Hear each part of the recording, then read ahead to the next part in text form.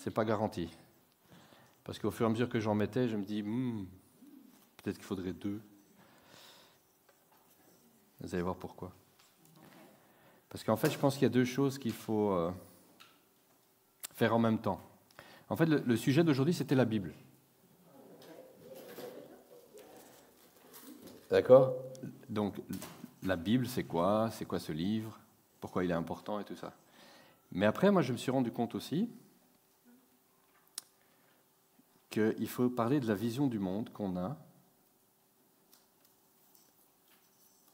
La vision du monde, elle dépend de ce sur quoi on s'appuie. D'accord ? Donc le thème, c'est notre vision du monde. Et si on affiche les slides, comme ça, vous les avez en même temps. Vous ne devez pas tout écrire. Et puis vous les aurez à la fin, de toute façon. Voilà, notre vision du monde. La Bible, les Écritures, la parole de Dieu. Ce n'est pas 3 choses différentes. Hein. C'est la Bible, qu'on appelle la parole de Dieu, qu'on appelle les Écritures. Et on va voir ce qu'on en pense. Bon, il y a beaucoup de matière. Et je vais essayer que ça soit vivant et agréable. Mais en démarrant mon truc, je vous avoue que je me suis dit, oulala, il y a beaucoup de choses à dire. Et on pourrait faire beaucoup de trucs théoriques, vous savez ? Et il y en a beaucoup qui font des trucs très théoriques sur la Bible. Hein, on peut en parler pendant des années, on doit l'étudier pendant des années. Donc après tout, on peut aussi en parler pendant des années. Mais ici, ce n'est pas le but. Ici, vraiment, je voudrais que vous partiez avec l'idée de ce livre est la base de ce que l'on croit. Ce livre est fiable de ce qu'il dit de Dieu, mais de ce qu'il dit tout court, sur tous ces sujets. Et on va voir pourquoi on peut croire qu'il est fiable, parce qu'on ne doit pas mettre notre intelligence de côté pour croire. Hein ? Et que vous partiez avec cette idée-là. Et puis après, je voulais aussi adresser, mais on verra où le temps nous amène, les différentes traductions. Pourquoi est-ce qu'il y a des traductions, est-ce qu'elles sont toutes pareilles ? Et pourquoi elles s'appellent comme elles s'appellent ? Enfin voilà, s'il y a des noms, c'est qu'elles sont différentes. C'est quoi le but de leurs auteurs ? Parce que les auteurs ont un but, les traducteurs ont un but, il y a des Bibles commentées, etc. Et bien on va parcourir un peu tout ça. Et on va essayer de faire des breaks partout, pour que vous puissiez prendre autant de café que nécessaire. Ok ? Introduction. Alors, notre vision du monde. Et en fait, si je suis assis dès le début, ça n'ira jamais. Notre vision du monde, il y a combien de visions du monde ? Si vous lisez, vous allez voir. Il n'y en a que 2. Voilà. Il n'y a que 2 visions possibles du monde qui nous entourent, de l'univers, des choses qui existent, qui n'existent pas. Soit elle est basée sur la Bible, et donc basée sur ce que nous allons dire être de Dieu, soit elle ne l'est pas, et alors elle est basée sur nous. Et alors nous, on est autant d'individus que possible, et donc ça peut avoir l'air d'être plein de visions différentes, mais en fait cette vision est basée sur l'homme. Sur ce qu'il croit, sur ce qu'il voit, sur comment il interprète ce qu'il voit. Aujourd'hui, on parle de science, on parle de foi, et on dit c'est pas compatible, la foi et la science, ça va pas ensemble, la science démontre des choses que la foi dit que c'est pas vrai, et inversement, si la science dit quelque chose, elle dit aussi que la foi n'est pas vraie, que c'est des histoires, etc., etc., etc. D'accord ? Donc soit notre vision du monde est bâtie sur Dieu, soit sur l'homme. Et tous les autres trucs, on peut leur mettre le nom qu'on veut, c'est bâti sur l'homme.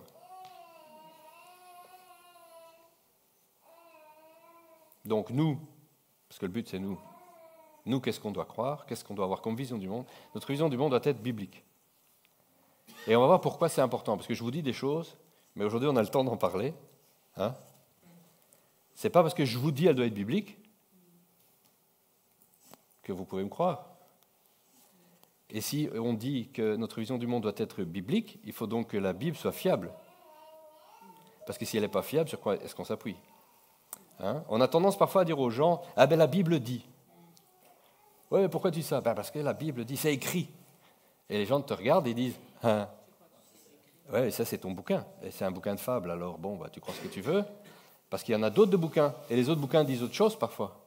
Et tout le monde les appelle la parole de Dieu. Juste ? On est entre nous, hein ? Donc il faut pouvoir dire aux gens pourquoi est-ce qu'on dit que la Bible est la parole de Dieu par rapport aux autres bouquins qui prétendent être la parole de Dieu. Et pourquoi c'est important que notre vision du monde soit correcte? Parce que le sens des choses, le sens de la vie, le pourquoi on est là, où est-ce qu'on va, qu'est-ce qu'on fait, eh ben, ça va se bâtir sur notre vision du monde.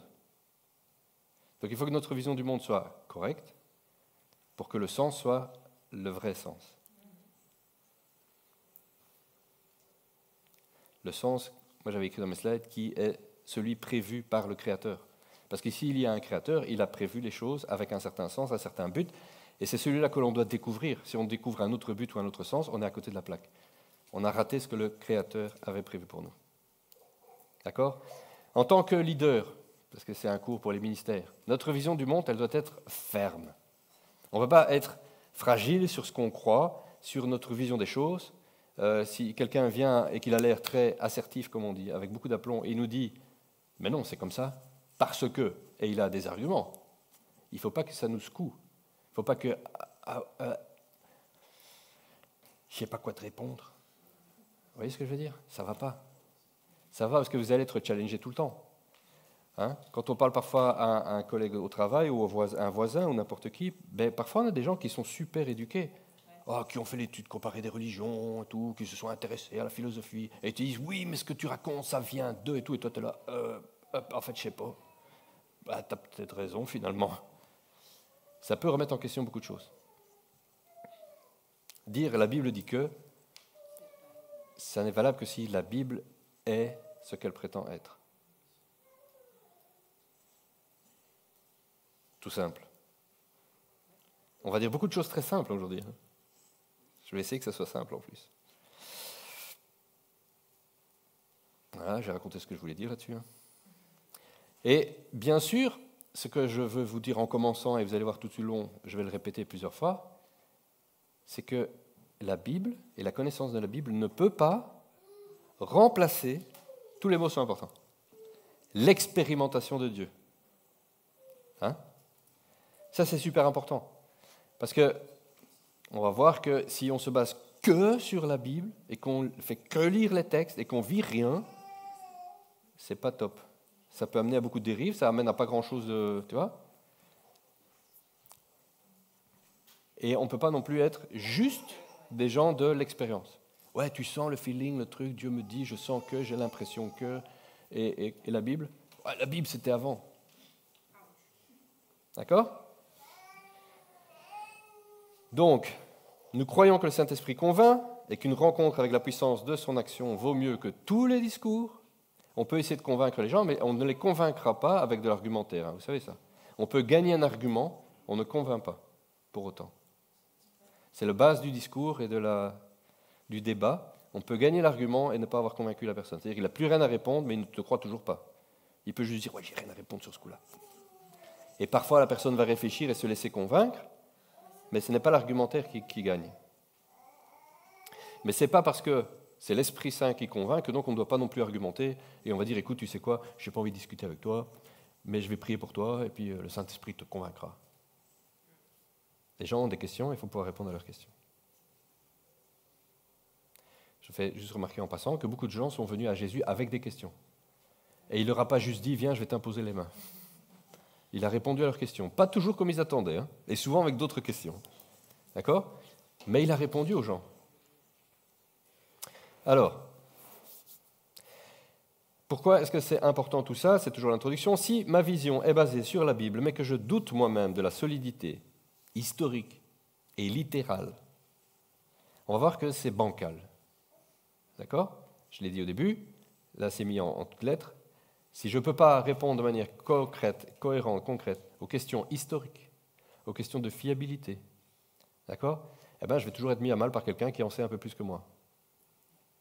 Alors, tu peux toujours trouver quelqu'un qui a l'argument de plus pour dire « ouais, mais ça, par contre, ça n'a jamais été prouvé ». Bon, on s'en fout. Mais il faut que, de manière générale, tu sois sûr que ce bouquin est valable. Ok? C'est vraiment le but numéro 1. Et je vais te donner un exemple de pourquoi c'est super important. Et je commence avec le récit le plus critiqué par le monde, c'est la création. D'accord?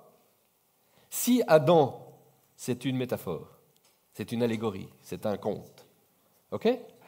Si Dieu ne l'a pas formé et qu'il n'était pas au début tout seul et puis qu'il a fait une femme, etc., et qu'il l'a mis dans un jardin et qu'il lui a pas dit, en fait, tu ne peux pas manger cet arbre-là, ben, il n'y a pas de raison de penser qu'il y a eu la chute. Mais s'il n'y a pas eu la chute, la mort n'est pas entrée dans le monde à cause du péché. Et puis, si la mort n'est pas entrée dans le monde à cause du péché, et qu'on n'est pas tous héritiers du péché à cause d'Adam, pourquoi Jésus est venu? Ok? Jusque-là, je ne choque personne. Ça vous ébranle toujours pas, non? C'est pas le but. Hein? Peut-être que vous savez tout déjà. Mais c'est vraiment super important.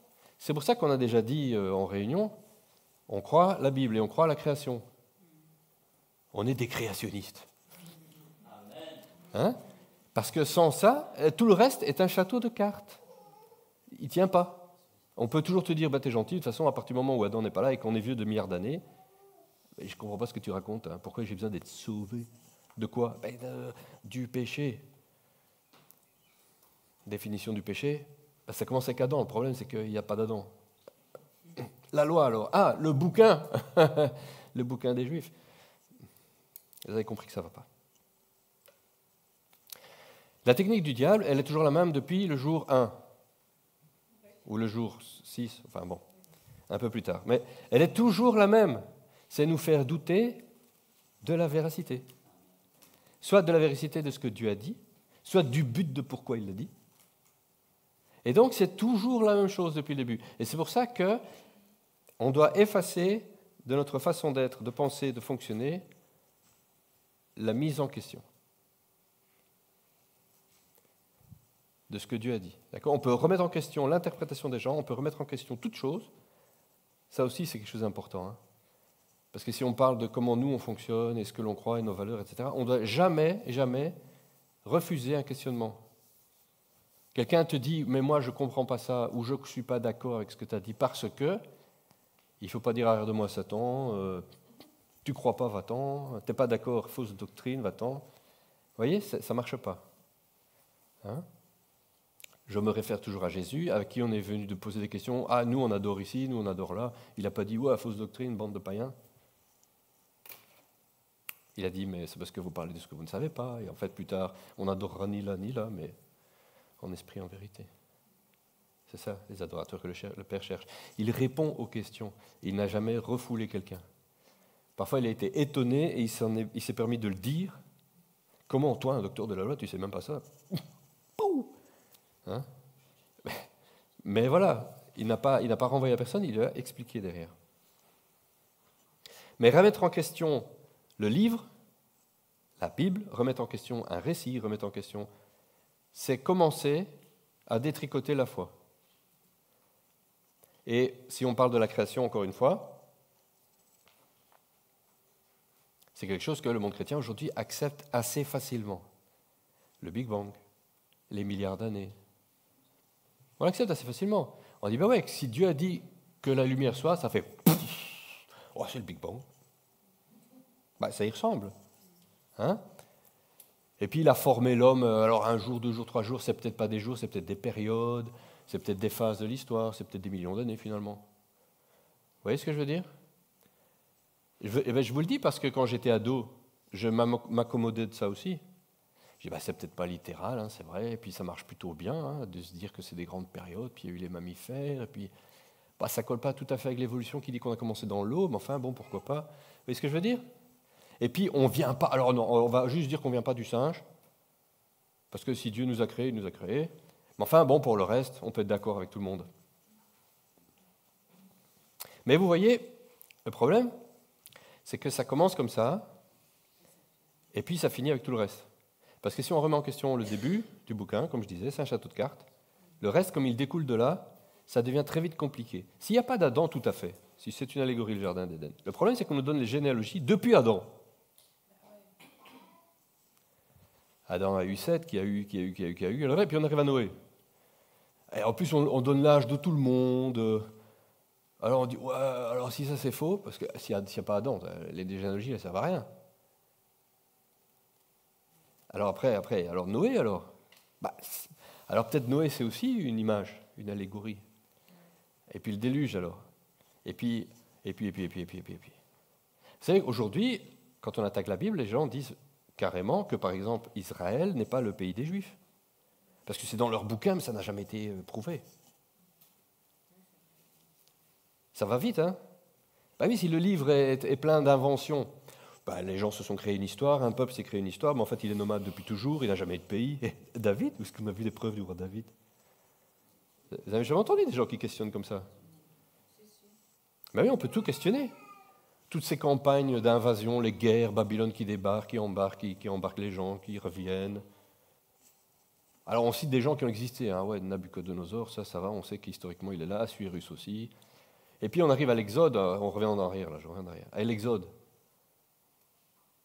il n'y a aucune preuve. On va vous dire, il n'y a aucune preuve, on a déjà fait plein de fouilles en Égypte, on n'a jamais trouvé de preuve du peuple juif en Égypte, n'importe un mac.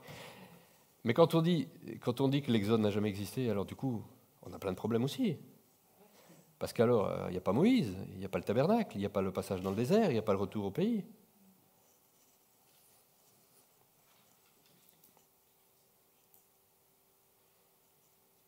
Donc, on va voir aujourd'hui plein de choses à ce sujet-là. Parce qu'il ne faut pas se laisser démonter par les arguments. Et vous savez, un truc qui est génial, c'est que Dieu a prévu depuis le début qu'on ait des preuves un jour.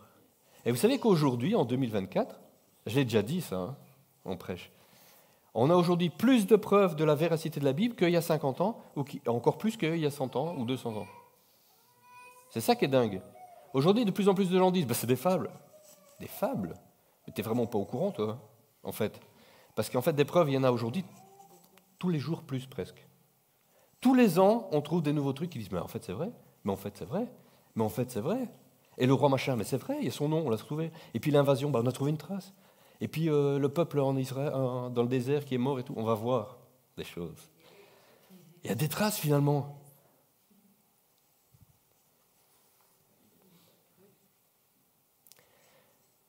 C'est toujours que l'intro, ça. Ça va devenir bon après. Hein. Alors, juste pour dire ça aussi, et là je boucle un peu. Okay, les musulmans ont tendance à nous appeler, enfin nous les juifs surtout, le peuple du livre, la religion du livre. Et bien qu'on va voir en long, en large, à travers que la Bible est super importante, qu'il faut la lire, la dévorer, l'étudier, etc., nous ne sommes pas une religion du livre. Il faut réfuter ça. C'est quoi le christianisme? Ouais, d'accord. C'est comme Jésus t'a dit, c'est bien. On va remettre les micros, tiens, on n'a pas mis le micro. Je vais essayer de ne pas parler tout seul. Hein. Donc, le christianisme, il a été inventé ou il a démarré comment?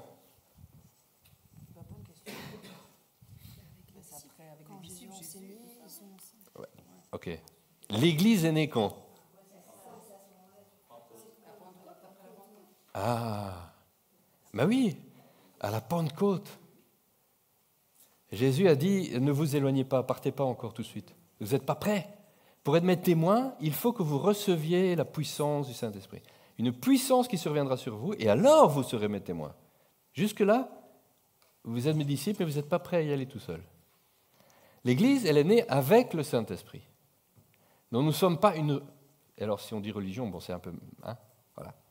C'est presque péjoratif, mais nous ne sommes pas une religion du livre, nous sommes la religion du Saint-Esprit. Ça, c'est le vrai christianisme. Et un christianisme sans Saint-Esprit, ce n'est pas du christianisme. C'est une religion du livre. Peut-être du livre des chrétiens. Vous voyez ce que je veux dire? Ok. Et donc, je cite, oups, si on peut l'afficher, voilà. Jésus n'a pas annoncé qu'il nous enverrait un livre. Hein, attendez, je vais vous inspirer, vous allez écrire un livre et alors vous serez mes témoins. Pendant plusieurs siècles, les chrétiens n'avaient pas de livre en dehors du livre des Juifs. Et on va voir c'est quoi ce livre. Hein? Mais moi, je demanderai au Père de vous donner un autre défenseur en justice, un autre consolateur, un autre avocat, afin qu'il reste pour toujours avec vous. Un peu plus tard, mais le défenseur en justice, le Saint-Esprit, que le Père enverra en mon nom, vous enseignera toutes choses. C'est le Saint-Esprit qui est chargé de nous enseigner toutes choses. Ce n'est pas juste l'étude du texte.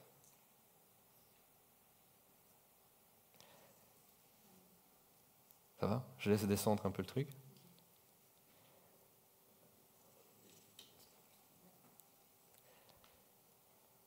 Qui est ton enseignant? Le Saint-Esprit. Ce n'était pas juste pour les apôtres qu'il disait ça, parce qu'il a dit, il vous rappellera tout ce que je vous ai dit, etc. Mais c'est pour vous et pour tous ceux qui croiront en ce que vous dites. Cette promesse, elle est vraie pour tous les suivants. Et donc, ce que nous devons avoir, c'est une approche complète, exhaustive, holistique, pour ceux qui aiment les mots malins. D'accord? Une approche holistique, ça veut dire qu'il tient en compte tout. Nous devons connaître absolument la Bible. Et nous devons expérimenter Dieu et le Saint-Esprit. Et c'est les deux ensemble. C'est super important, parce que, vous voyez, le monde chrétien aujourd'hui est divisé en plein de dénominations. Et chaque dénomination a été inventée pour diviser l'Église. C'est pour ça que Vivea n'a pas de dénomination. On a refusé ça. On a dit, on fait à peu près partie du mouvement charismatique, mais là encore, on n'aime pas afficher ça comme appartenance. Parce que dans le mouvement charismatique, qui heureusement n'est pas une dénomination, mais il y a aussi des gens qui ne pensent plus qu'aux manifestations du Saint-Esprit. Et la Bible, c'est presque accessoire. On prêche, mais sans parler de la Bible, ou presque. Et puis, on parle surtout de révélations, de trucs reçus, de sensations.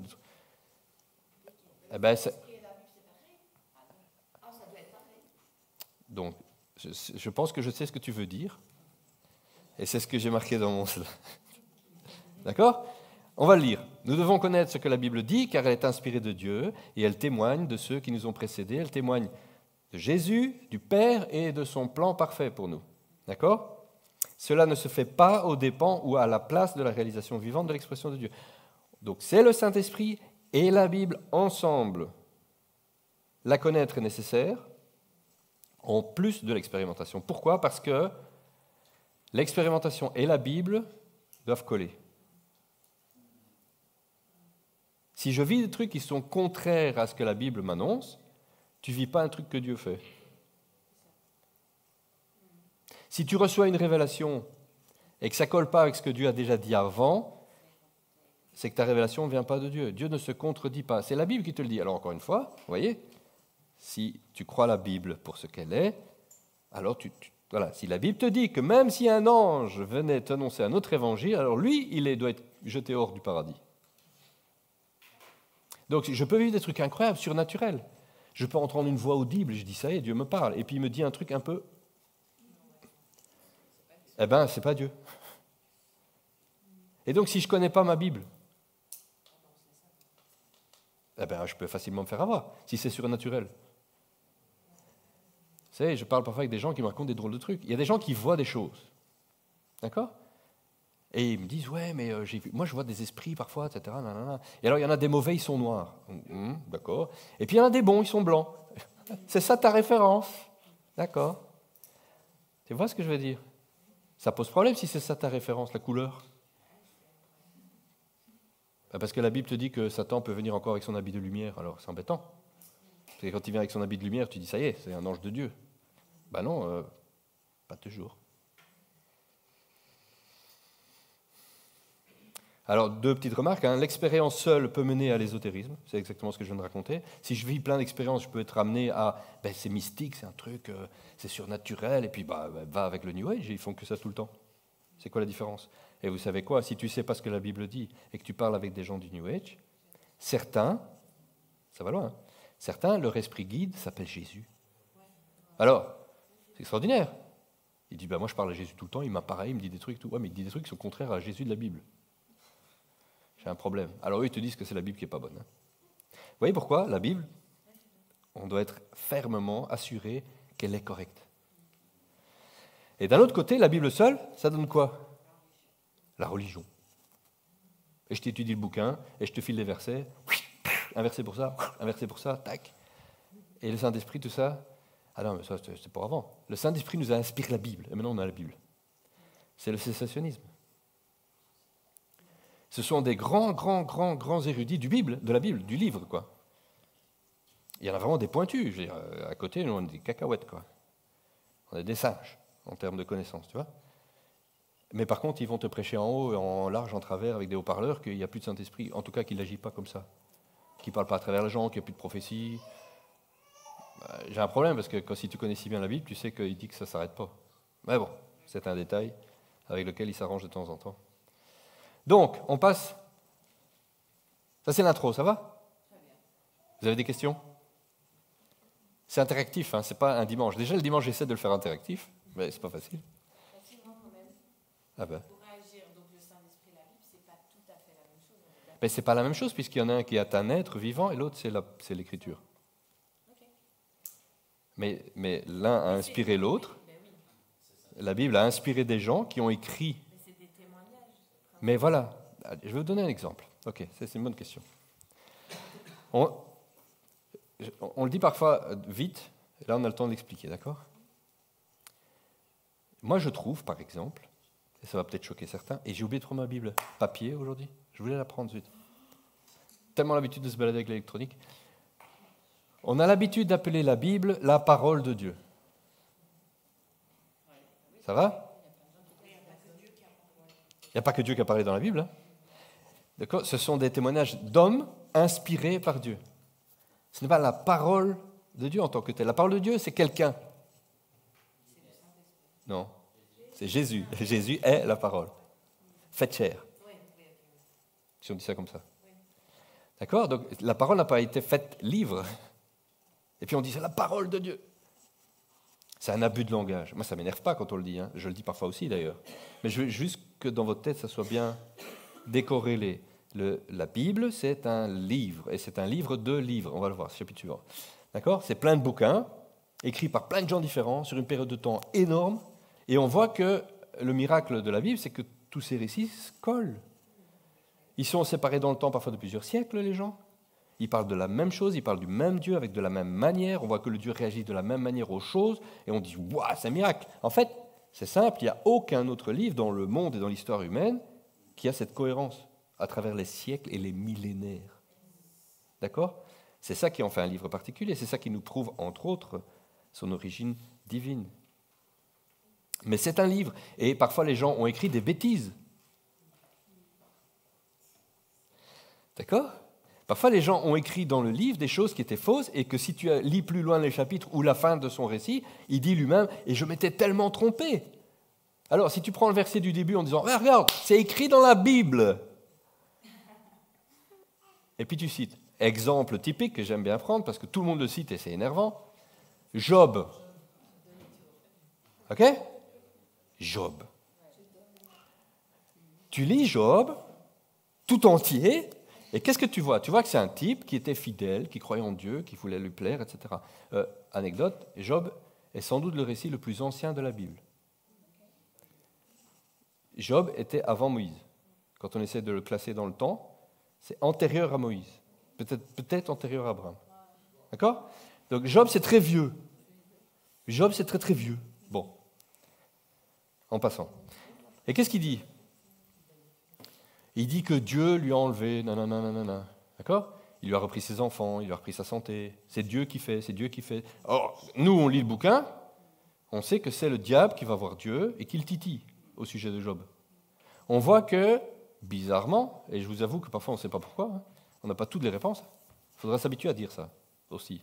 Quand on vous pose des questions, quand vous ne savez pas, vous dites « je ne sais pas ». Je ne comprends pas, mais ce n'est pas grave. On voit que c'est Dieu qui se vante auprès de Lucifer, de Job. Hein? Moi, je vous avoue que parfois ça fait un peu... Parce que Dieu sait tout. Donc, hein? Il sait que l'autre va dire derrière « ouais, mais attends, laisse-moi faire ». Et il sait qu'il va dire bah, « vas-y, fais-le », et puis il sait que... Enfin, Dieu sait tout. Mais donc, il le fait sciemment. Tu as vu mon serviteur Job, comme il est fidèle et tout là. Vous voyez que Dieu... Je ne peux pas trop diverger, sinon c'est 5 jours qu'on va faire. Mais bref, donc Dieu, il est fier des gens parfois, il est fier de ses petits.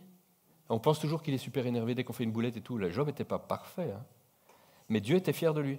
Tu as vu mon serviteur Job, comme il est fidèle dans toutes ses voies et tout, t'as vu? Et puis, oui, mais c'est parce qu'il est béni à mort, enfin, tu vois. Il a tout, quoi. Il est riche, il a des enfants, il est en bonne santé. Mais si tu lui enlèves tout ça, il te maudit en face. C'est la première mention du diable, en fait, hein, dans la Bible, c'est Job. Parce que jusque-là, les gens attribuaient tout à Dieu.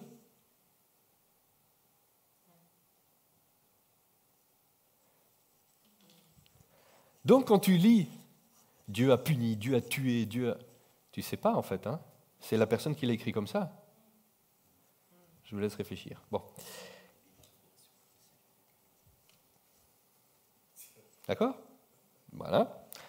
L'ange de la mort, de Dieu, on nous dit. Et Dieu a un ange de la mort qui a été tué tous les Égyptiens, les premiers-nés. Hein? Ça vous chipote pas un peu? Oui, mais Moïse, il ne parle pas du diable. Hein. C'est venu plus tard, l'histoire du diable. Bref. Est-ce que j'ai répondu à ta question tout entière? Donc, la Bible et la parole de Dieu, ce n'est pas tout à fait la même chose. Le Saint-Esprit et la Bible, ce n'est pas tout à fait la même chose.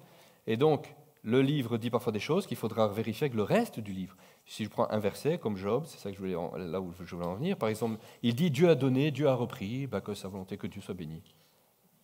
Et nous, on sait, parce qu'on l'a lu, mais il y a des milliers de chrétiens sur Terre qui le citent. Hein. Quand il leur arrive un truc, il dit Dieu a donné, Dieu a repris. Pourquoi tu cites Job? Alors que dans Job, tu sais que c'est le diable qui a enlevé.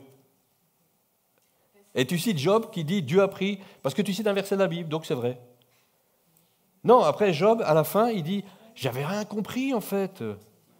En fait, maintenant mon œil t'a vu. Avant, j'avais juste entendu parler de toi. Et pourtant, Dieu disait il était fidèle partout. Hein. Dieu est bon. Hein. Et il nous regarde avec le niveau qu'on connaît, ce qu'on comprend, et il dit je suis fier de toi. Et parfois, on est à côté de la plaque grave. Hein. C'est vrai.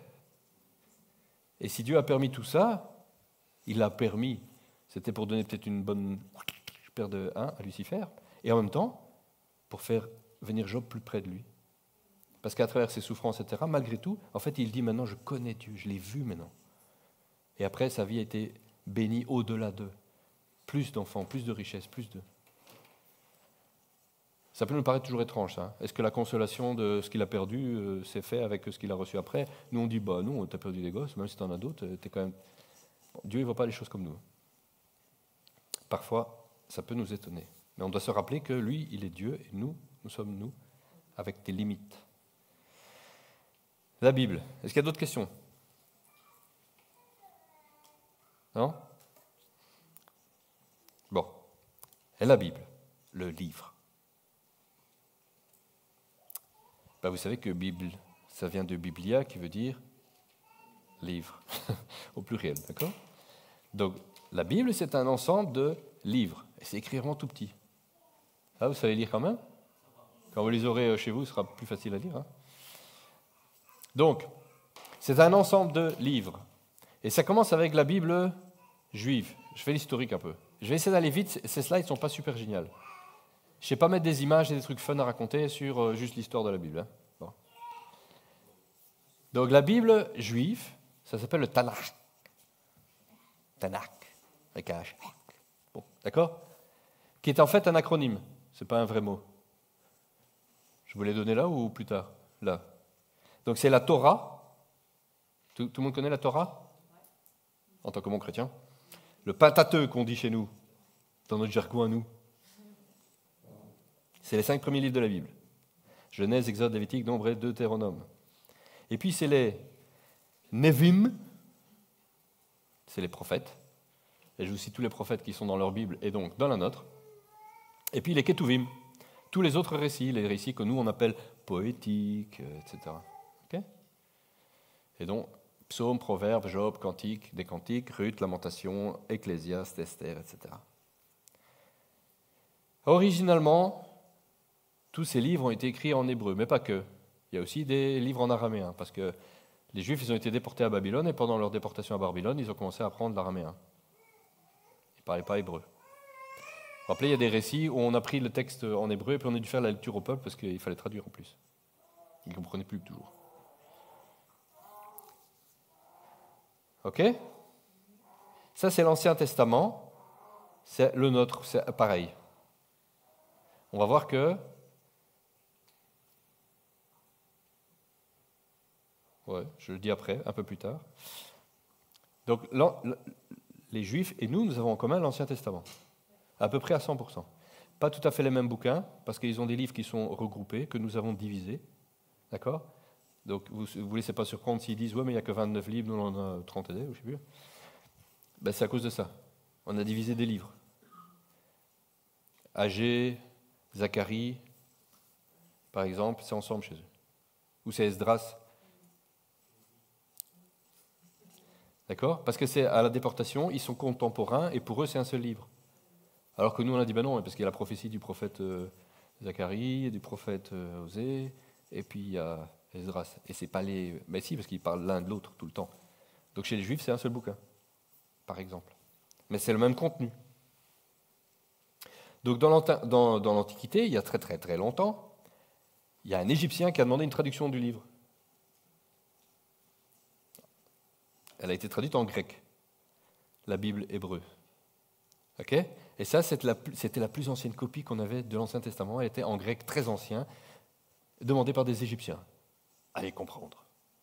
D'accord? Mais il y avait beaucoup de Juifs là-bas, et cette religion, malgré tout, on en parlait, et donc quelqu'un a demandé une traduction dans la langue internationale de l'époque, qui était le grec. Et ça, c'est la Septante. La Septante, c'est la traduction en grec du Tanakh. Ça va?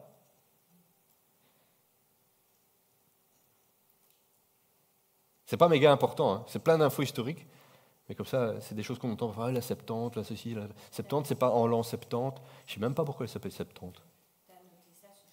Ouais. Ouais, prends pas note de trucs pareils. C'est pas. Pardon? Ah, peut-être. Je n'ai même pas été jusque-là, moi, chercher. Ok? L'Ancien Testament, il a été rédigé entre moins 800 et moins 200. La Septante. Oh, attends, après j'arrive.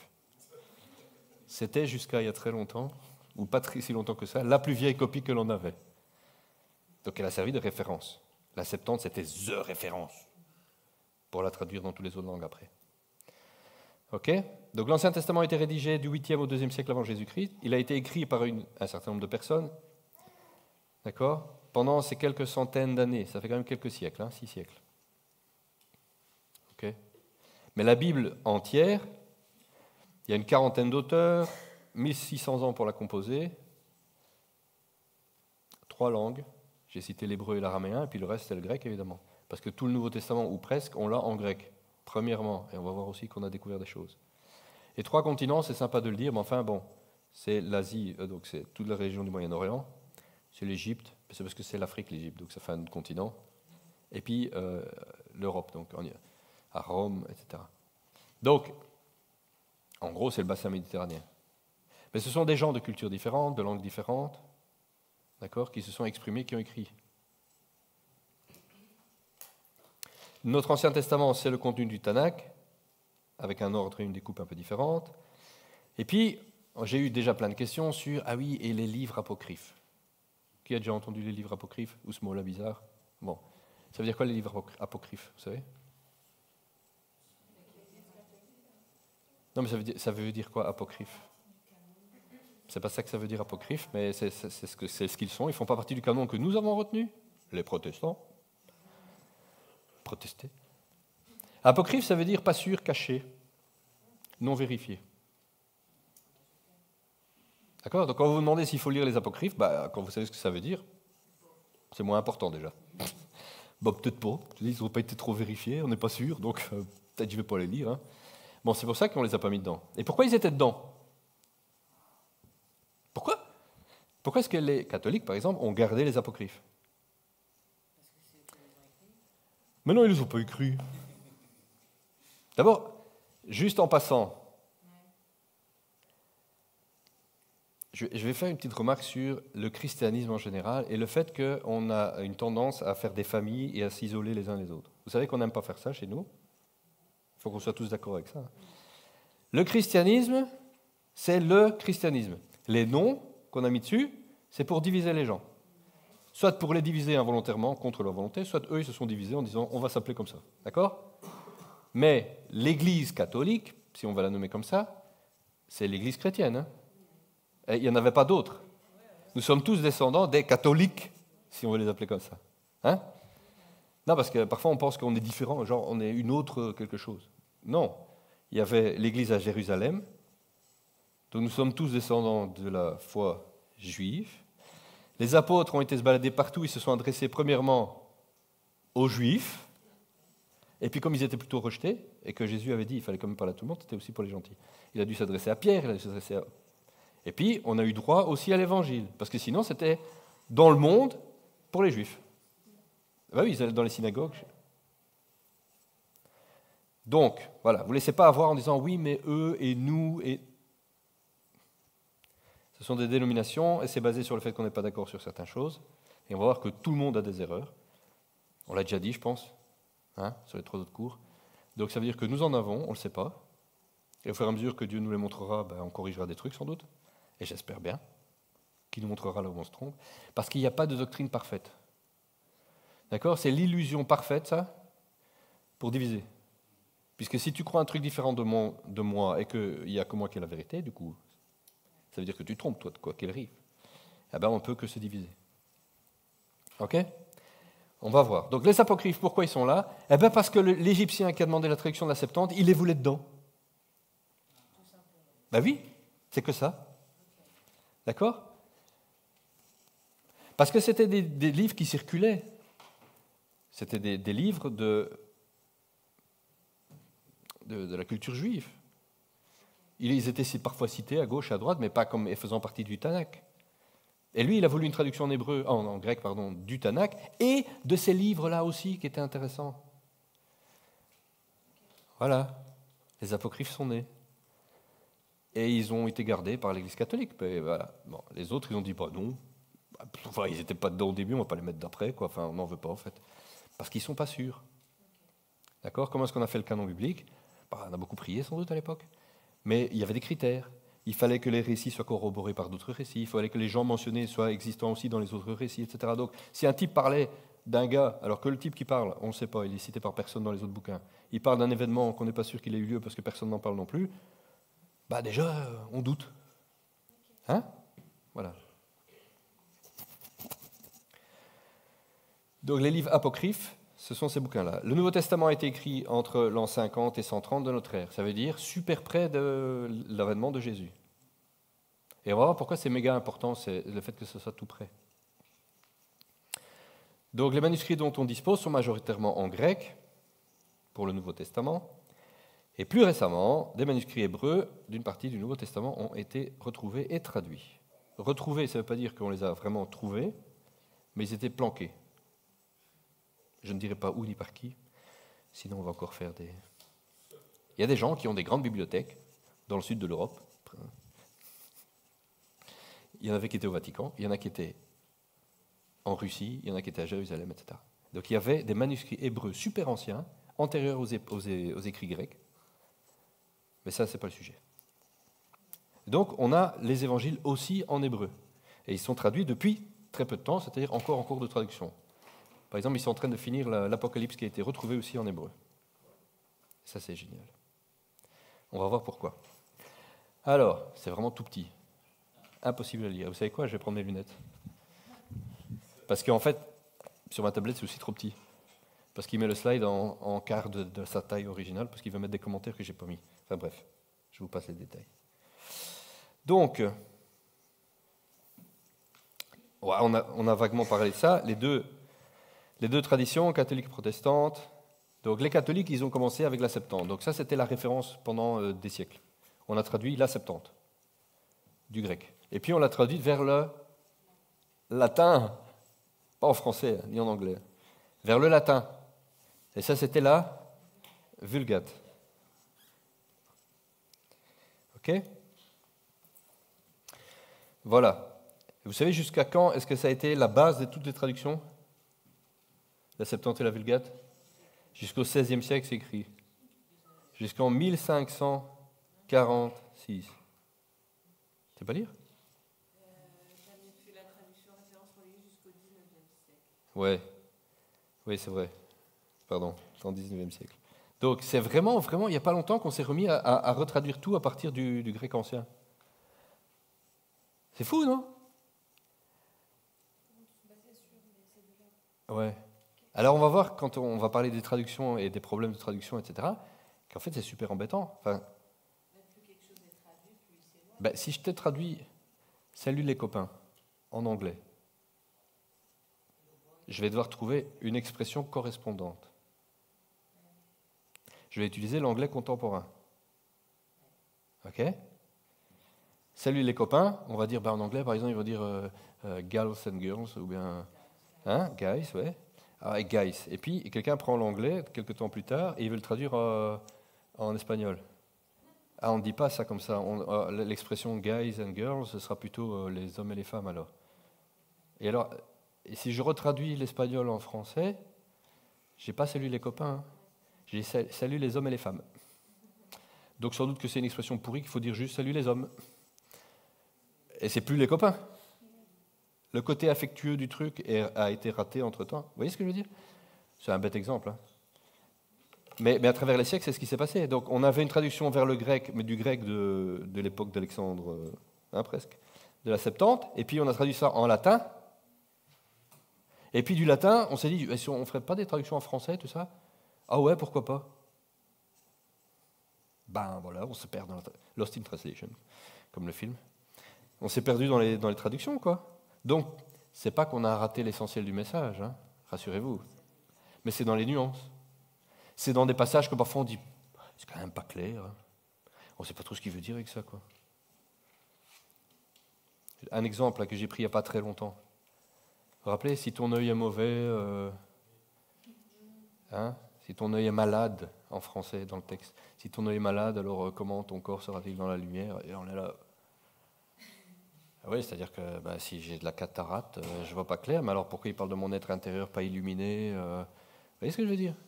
C'est embêtant. Et c'est à cause des traductions. On dit, si ton œil est malade, oui, c'est ce que ça veut dire en français, si ton œil est malade. Mais si on a le texte hébreu, il dit, si tu as un œil mauvais. Et l'œil mauvais, petite référence, c'est une cotation du proverbe machin qui parle de l'œil radin, celui qui regarde l'autre avec mépris et dédain. Les Juifs comprenaient donc ça, parce que c'est ça qui est important. J'emploie une expression en français courant. Elle veut dire quelque chose pour les francophones qui connaissent l'expression. Parfois, les Canadiens ou les Québécois ne comprennent pas. Hein. D'accord? Et si on veut la traduire, cette expression, dans 100 ans ou dans 200 ans, il vaut mieux vraiment savoir ce qu'elle voulait dire à l'époque, parce que sinon, c'est embêtant. Hein? Les Québécois, ils disent « bouge ton char ». Nous, on dit « bouge ta voiture ». Oui, c'est dans le jargon, quoi. Donc, un char, c'est une voiture. C'est embêtant si on veut traduire du français québécois d'aujourd'hui et qu'on ne sait pas que l'expression veut dire ça dans le français courant du français de France. Parce qu'alors, on va dire, tiens, les Québécois, ils ont encore des chars. Ils roulent à cheval. C'est embêtant. D'accord? On va voir ça à la fin du truc, parce qu'on va voir qu'il y a des expressions dans la Bible que certains lisent encore aujourd'hui. Ils aiment bien cette traduction-là. Et que vous allez voir qu'on a des problèmes. On a vraiment des problèmes. Ok. On va avancer. La traduction protestante, elle se réfère aux Juifs. Donc les protestants, c'est plus tard. Ça, c'est l'avantage. Donc, quand on remet en question quelque chose, l'avantage, c'est qu'on part avec des idées neuves. Donc, si on dit, la Bible, c'est pour tout le monde. À l'époque, l'Église, et je vais l'appeler juste l'Église, pas l'Église catholique, l'Église, elle avait décidé que le texte de la Bible n'était pas à mettre entre toutes les mains. De toute façon, je vais dire un truc, il était en latin. Donc, ils auraient pu le distribuer à un moment donné, de toute façon, personne ne savait le lire. Mais bon, ils avaient gardé l'idée que non, c'était pour le clergé. Et que le clergé devait expliquer la Bible, et donc les gens n'ont pas besoin de l'avoir. Ok? Jusque-là. Et c'est ça qui a commencé à énerver Martin Luther. Parce que lui, il a découvert la Bible, il était chanoine, il découvre la Bible, puis il se dit, d'abord, ce que je lis, c'est pas tout à fait ce qu'on raconte parfois. Il avait un problème avec, il faut payer pour ceci ou pour cela, il dit, mais c'est bizarre, ça ne colle pas, il y a des choses, je ne trouve pas ça dans la Bible. Et puis, je trouve que tout le monde devrait le lire. Alors, il a écrit au pape, il a écrit au responsable. Je trouve que je voudrais une audience, parce qu'il y a des choses que je voudrais discuter, tout ça. Bon, résultat de tout ça, on va faire l'histoire courte, on lui a dit, t'as fini de protester? Enfin, lui et les autres qui étaient avec lui. Parce qu'il a fait des copains. Il a commencé à dire ce qu'il pensait, et d'autres disaient, t'as raison, en fait. Voilà. Je ne sais pas pourquoi je m'égare, là. Mais donc, tu peux, mais laisse-moi retomber sur mon idée, sinon je vais la perdre. Donc, les protestants, ils se sont mis à dire, il faut retraduire. Parce qu'en plus, donc, tout ça, on veut le traduire en allemand. Luther était allemand. Hein, et puis en même temps, d'autres l'ont fait ailleurs, parce que les protestants, ça a commencé à faire Allemagne, France, Hollande. Bon. Et ils ont dit, mais c'est vrai, il faut que la Bible soit entre toutes les mains, il faut la donner à tout le monde. Donc il faut la traduire dans le langage que les gens parlent, pour qu'ils la comprennent, sinon ça ne sert à rien de leur donner. Okay, et donc, ils sont repartis des textes de départ, parce qu'ils ont dit, ouais, mais on se base toujours sur la 90 et sur la Vulgate, mais on a les originaux, on en a. Alors, il faudrait peut-être les retraduire. Et c'est ce qu'ils ont fait. Okay, c'est comme ça que nous avons d'autres récits, enfin d'autres sources pour les Écritures, et ça a commencé par les sources juives. D'accord ? Et donc, pour les protestants, au début, il y avait les 22 rouleaux que l'historien juif Joseph du IIe siècle, je pense, il mentionnait 22 rouleaux, et donc ils ont dit, ben, c'est ceux-là la base. D'accord ? Après, je vous donne des détails, c'est pas grave. Voilà. Donc, ils ont gardé les bouquins tels que ordonnés par la Septante, ça va. Donc les livres un peu plus divisés que les Juifs. Donc ils ont repris les originaux juifs, ils les ont retraduits, mais ils ont gardé la découpe qu'on avait faite avec la Septante. Vous voyez ? Avec Agé, Zacharie, divisé, avec Esdras, tout ça n'est pas ensemble, parce que oui, c'est l'exil de Babylone et tout. Donc ils ont gardé cette référence-là. Note en passant, et on va en parler plus tard, il n'y avait ni chapitre ni verset. Hein. Un livre, c'était un livre, point. Comme un roman. Ah non, parfois les romans, ils ont des chapitres. Je t'écoute, Chantal. En fait, quand j'étais petite fille, à l'école, j'ai quand même le sens de toutes ces choses de la vie. Oui. Pardon. Oui, quand j'étais petite fille à l'école, plus près. Eh bien, je cherchais le sens de la vie quand même, et je voulais savoir. Chaque fois que je posais une question à les responsables, parce que j'étais quand même dans un collège, et on faisait des retraites, je posais une question. Tu n'es pas capable de comprendre. On ne peut pas t'expliquer. De toute façon, tu ne peux pas lire la Bible. C'est réservé aux jésuites. D'accord. Et quand j'ai donné ma vie au Seigneur, beaucoup d'années après, j'ai trouvé ça dans ma Bible. J'ai trouvé ça trop chou. Malheur à vous, docteur de la loi, parce que vous avez enlevé la clé de la science et vous n'êtes pas entré vous-même et vous avez empêché d'entrer ceux qui le voulaient. Et ça m'a vraiment réjoui. Exactement. Exactement. Merci pour ça. Non, c'est vrai, c'est vrai. Mais Jésus leur avait dit aussi, hein, ouais. C'est Jésus qui leur dit. Parce que, mais donc tu vois que c'est même plus tard que Luther. Hein. Donc c'est resté parfois l'idée que tu ne peux pas comprendre la Bible, il faut qu'on te l'explique, la lis pas, c'est mieux. C'est une drôle d'idée. Et donc on n'est pas d'accord avec ça, hein, que ça soit clair. Ben non. Et on est d'accord avec Jésus. Donc. Voilà.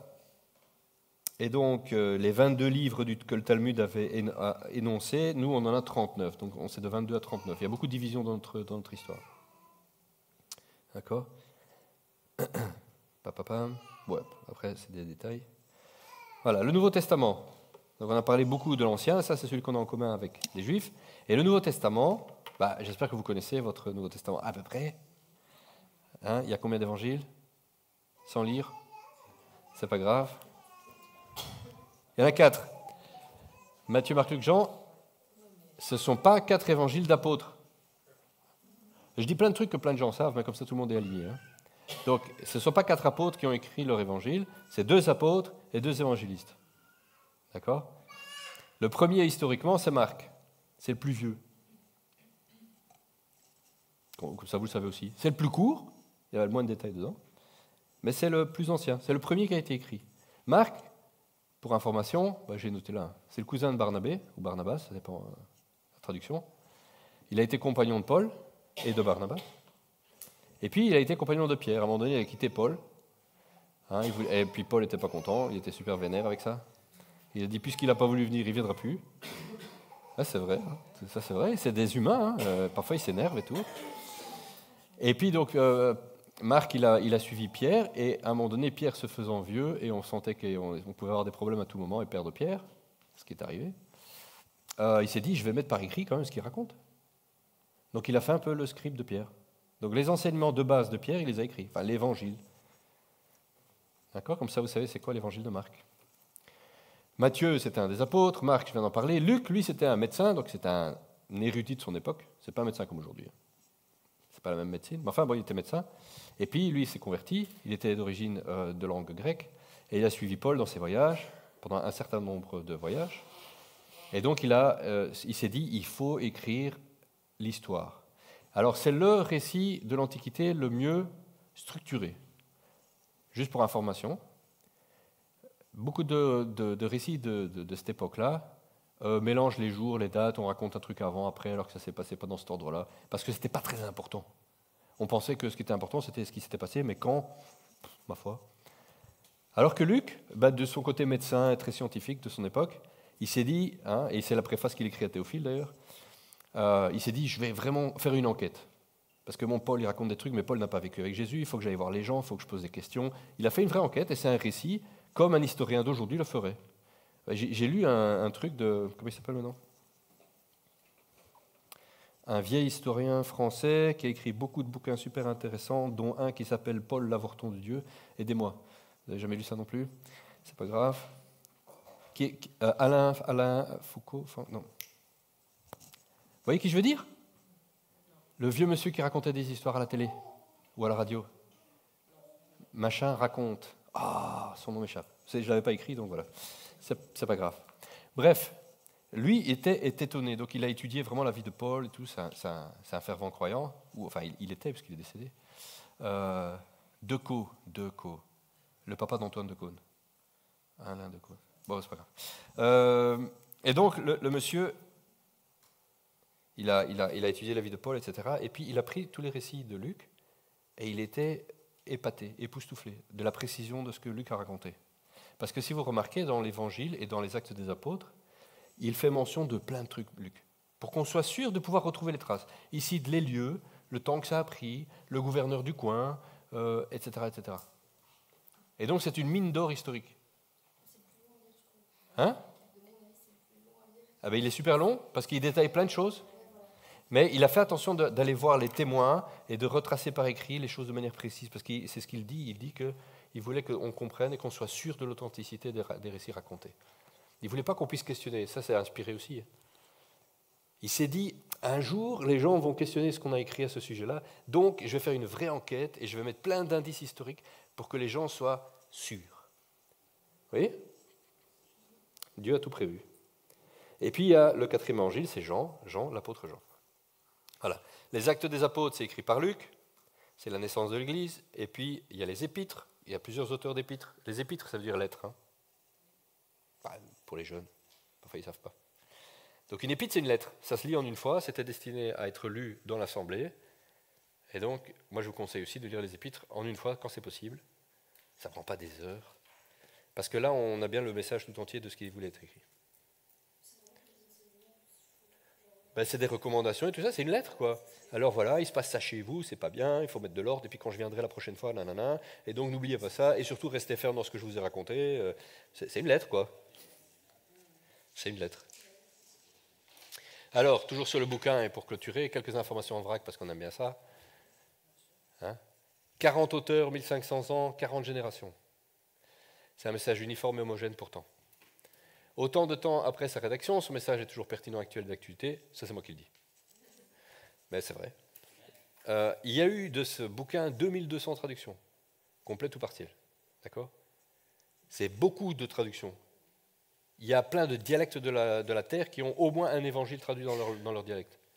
C'est un truc de dingue. On fait vraiment beaucoup d'efforts pour que ça se propage bien. Il y a 400 traductions complètes qui ont été faites. D'accord ? La première Bible en français date de 1528 et c'est le premier livre qu'on a imprimé. Gutenberg a inventé l'imprimerie, j'allais dire l'imprimante, l'imprimerie, pour faire la Bible. C'était the raison. Après on s'est dit tiens on peut imprimer d'autres trucs. Mais jusque-là c'était recopié à la main sur des parchemins, sur du cuir, sur du papyrus, etc. Il y a 2 milliards de Bibles qui ont été imprimées depuis le temps qu'on l'imprime. 2 milliards. Alors parfois on ne se rend pas bien compte. Ma source à moi, elle dit 2 milliards. Il y a 50 millions par an qui sont imprimés. Si on cherche un best-seller mondial historique, c'est celui-là. Voilà, il n'y a pas Harry Potter à côté et nulle part. D'accord? C'est le livre le plus recopié. Il a été recopié à la main pendant 3000 ans. Alors, ce n'est pas la Bible tout entière comme on l'a aujourd'hui, mais tous ces livres depuis le début, là, pendant 3000 ans, ils ont été recopiés à la main. Il y a toujours des gens qui l'ont copié, pour être sûr qu'ils ne se perdent pas. D'accord? Les chapitres, ça a été introduit en 1238. Jusque-là, eh bien oui, donc on va lire Matthieu au milieu. Hein, celui qui faisait la lecture ou qui faisait les homélies, il choisissait un morceau, il ne disait pas aux gens de lire, de toute façon c'est lui qui lisait. Hein, donc. Voilà. Comme quand Jésus, quand on a entendu le rouleau d'Ésaïe, il n'a pas été cherché, Ésaïe 58, il n'y avait pas. Hein.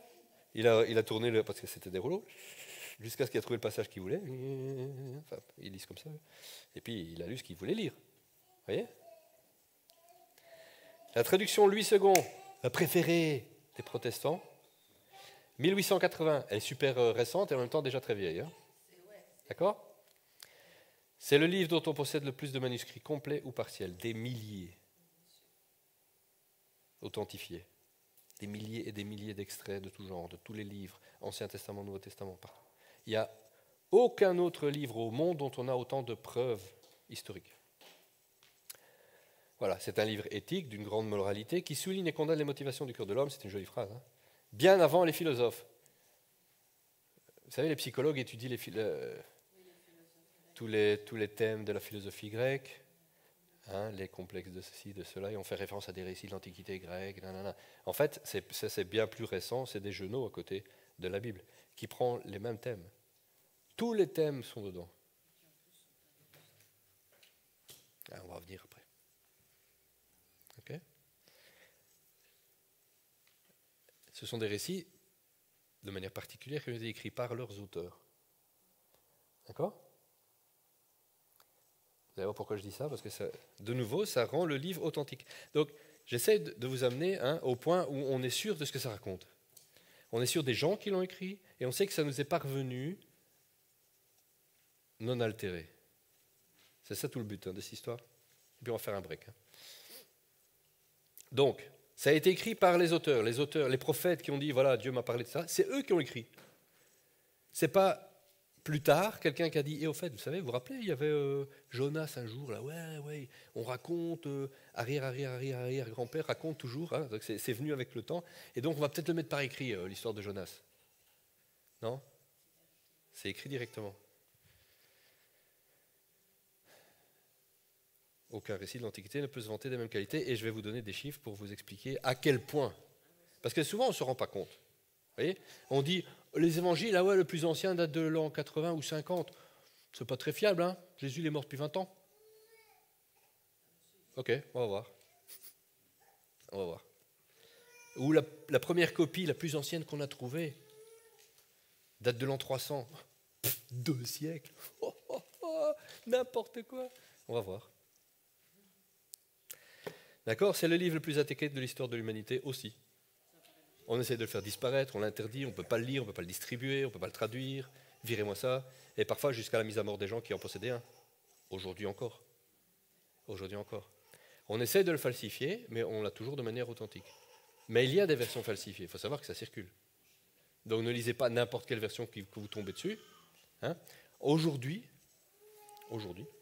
en 2024, il existe plusieurs versions falsifiées qui sont officielles et circulaires. La première, c'est celle de témoins de Jéhovah. D'accord? Juste pour information, donc quand vous parlez avec des témoins de Jéhovah et qui vous citent la Bible, demandez-lui quelle version il emploie, c'est la sienne de toute façon, et puis allez voir dans les autres. Alors il vous dira que la vôtre n'est pas tout à fait juste. Ben oui, parce que la leur est spéciale. Mais bon, elle est orientée. Elle est là pour montrer que Jésus n'est pas vraiment Jésus, que c'est un archange qui a pris sa place, que personne ne croit qu'il est mort, mais sur un pieu. Nanana. Enfin, tout ce qu'ils ont envie de raconter, c'est marqué dans leur Bible à eux, évidemment. Hein? Et il faut savoir que l'auteur des témoins de Jéhovah, je ne sais plus comment il s'appelle. Oui, mais ça, il y a beaucoup de fausses trucs qui viennent d'un ancien chrétien. Hein. La plupart du temps, d'ailleurs. Les athées s'en foutent, ils ne s'en occupent pas. Ouais.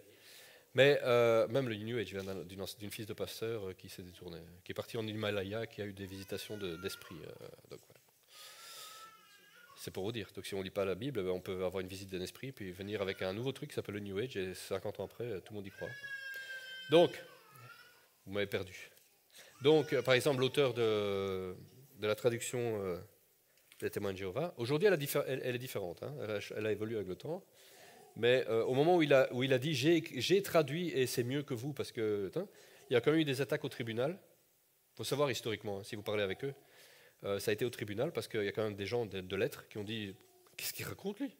Et c'est de où que tu connais le grec et l'hébreu? Et donc il a été prouvé qu'il ne connaissait ni l'un ni l'autre. Voilà, au tribunal, donc c'est un peu embêtant. Pour dire j'ai traduit la Bible, c'est-à-dire que tu as pris une traduction et tu l'as changée, mais ce n'est pas une traduction ça. Voilà. Ok? Est-ce que vous avez besoin d'un petit break?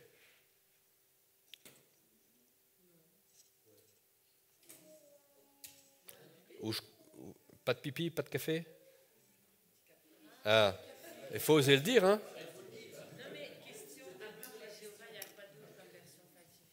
Alors, une autre version falsifiée, c'est, voilà, pour ceux que ça intéresse, la Chine communiste. Donc, le Parti communiste chinois, il y a quelques années, a édité la version autorisée par le parti. Alors, on pourrait dire, bon, ça va, c'est pour que ça soit celle que... Non, non, ils ont changé des trucs dedans. Donc, voilà. Parce que le Parti communiste, il veut bien maintenant du christianisme en Chine, le sien. Celui qui ne parle pas de puissance, pas de Saint-Esprit, voilà. Parce que ça, c'est la religion. La religion, ils veulent bien. La puissance, ils ne veulent pas. Ben après, ils chassent ceux qui parlent de ça, quoi. Ben, la Bible des Mormons. Parce qu'il y a les livres de Mormons supplémentaires, des prophètes supplémentaires, qui sont aussi démontés historiquement. Ça n'existe pas, ils n'ont jamais eu lieu. Enfin, voilà, pas de traces. Ce n'est pas des survivants. Et l'église des derniers temps, c'est des Mormons aussi. Oui, c'est l'église des saints des derniers jours. Mais les Mormons, c'est pas celui qui a créé le mouvement, qui a fait de la prison, des trucs comme ça. Alors, je ne sais pas s'il a fait de la prison. Parce qu'il avait un passé carcéral. Il y a un de ces trucs-là qui a eu comme ça, ouais. Quelqu'un de très recommandable. Non plus. Mais non, mais après... C'était un ange qui venait lui donner des trucs, et mais il cachait. Oui, c'est ça, c'est ça. C'est ça. Ce sont des anges qui sont venus lui donner des livres supplémentaires de Mormons, qu'on a appelé les livres de Mormons. Mais parce qu'ils n'appellent pas Mormons, hein, c'est le prophète, machin.